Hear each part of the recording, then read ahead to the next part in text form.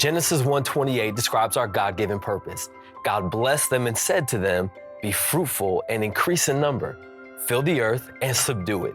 Rule over the fish in the sea and the birds in the sky and over every living creature that moves on the ground. So be fruitful. Bring things to their fullest potential. Multiply. Reproduce the life of God within you into the world around you. Fill the earth. Saturate our areas of life with the knowledge of the glory of God and subdue it.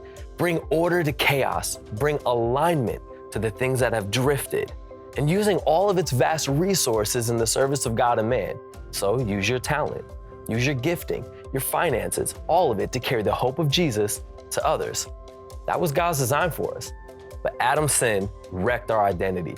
It separated us in relationship with God and destroyed our purpose. Instead of being fruitful, we became barren. And instead of multiplying life, we started dividing. Instead of filling the earth with goodness of God, we began to fill the earth with hopelessness.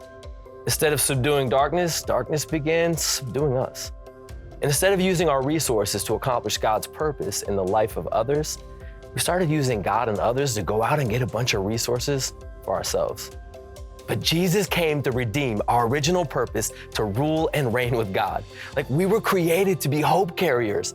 Our purpose is to be a movement of hope. The kingdom of God is a movement of hope. And if you're confused about what the kingdom of God is, it's simply the rule and reign of God. The kingdom within us is supposed to become the kingdom around us. The hope that flows within us is intended to flow outside of us. We are hope carriers. We have the keys to the kingdom to unlock hope everywhere we go. I will give you the keys of the kingdom of heaven. Whatever you bind on earth will be bound in heaven, and whatever you loose on earth will be loosed in heaven. Matthew 16:19. Jesus says he gives us the keys to the kingdom, to his church. We are the church. We have the keys to the kingdom. Not only do we have access to the presence of God, he has given us the keys to unlock the realities of heaven in our earthly circumstances.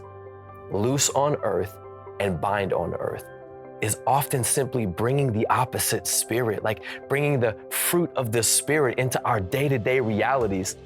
But we have to choose to use the keys he's given us. Keys represent access and authority, but we have to choose to use the keys to do those things. We have to release the potential contained within the keys we have by actually using them. Jesus has given us the keys to release his kingdom, to bring hope into our areas of life. And he's inviting us to be hope carriers. Our life's not meant to be about sin management.